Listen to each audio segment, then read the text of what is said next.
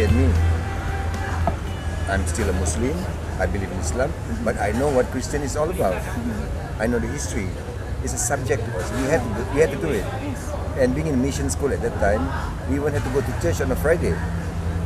We went, and our parents has got no qualms about it. They're very tolerant then, very liberal. Yeah, because at the end of the day, it's the upbringing. Deep within us what we believe. Exactly. Because I don't think there's a problem if I don't think there should be what we are having now. Sekolah apa you call it? Jenis kebangsaan. Whatever jenis sekolah jenis ni. It should be just one school, one education. Sekolah kebangsaan. And should not if you ask me, should not segregate. Brilliant student goes to science, from science and all that. All studies. Let them mix and mingle with the stupid ones, the ones mix with the intelligent one. Yeah, that is how they learn. Because once you segregate them that way, young me will feel deprived, and they feel very down lagi. Look, we are like second-class citizens. And they go even lower than that. They will go lower. Like people will know, okay, you guys will be doctors, we're going to be some kind of, buka kedai makan, they will somehow have that mentality. So like Sarawak before, when during Christmas is a good example. The church will organize fancy dress, where even non-Muslim and non-Christian will participate. Invited, and we dress as kononnya at the time. Symbolic of Islam is baju Arab kan? Baju Arab, yeah. Pakai baju Arab, jubah, and some pakai cawat, iban, but it was together. And that's why Sarawak Sabah has got no issue at all on this unity because in diversity now concept. Nowadays pun, if you realize that some people they appreciate art.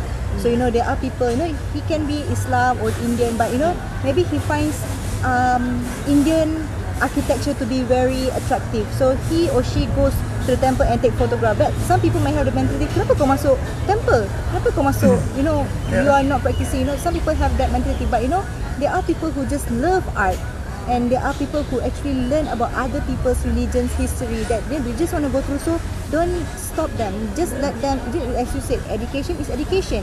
Equal opportunity to everyone. Opportunity, you should not stop that person from studying or knowing new things. You should not. But in this case, who stops them? I mean, why are we talking about? We are referring to who stops?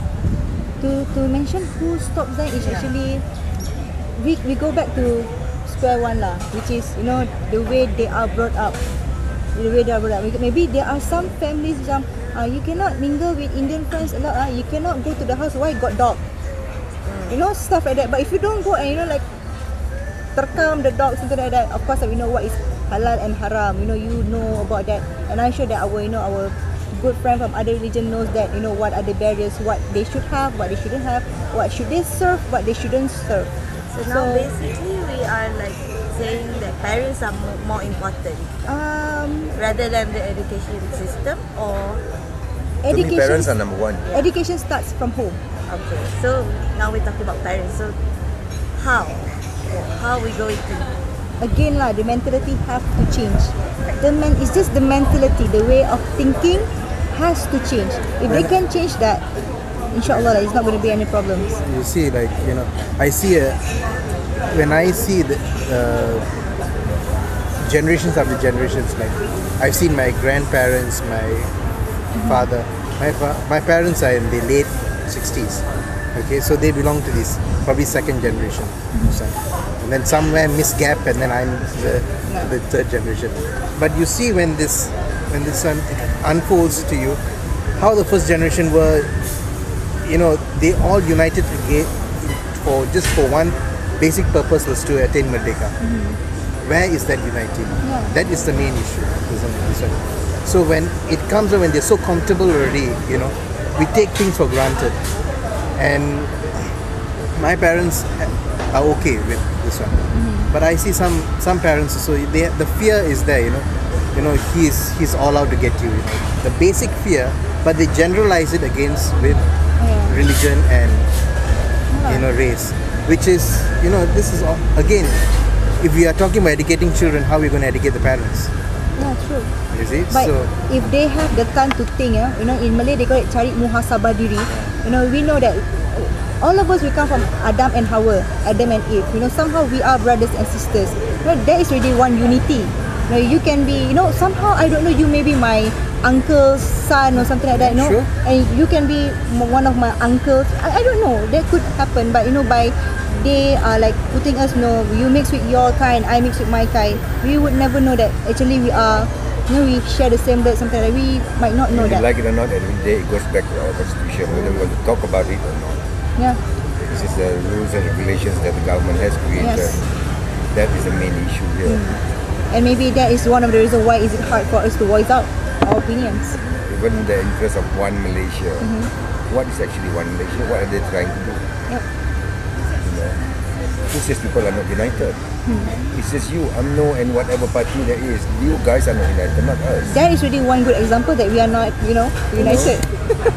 that is really one good example. Under one umbrella, isn't Under it? one umbrella, exactly. That is really one thing that shows that we are not united. Because now the MIC, MCA and stuff. Public in general are united. The problem is because of political interests of each individuals up there. Yeah. And nowadays people Wants they to be in have power. their own intention of things, right? Yeah, so it's only human nature that this thing happened, but it's just about controlling it before it explode any further. From this thing. Because we all know, based on the conversation today, everyone knows what is best for us. No need for them to tell us.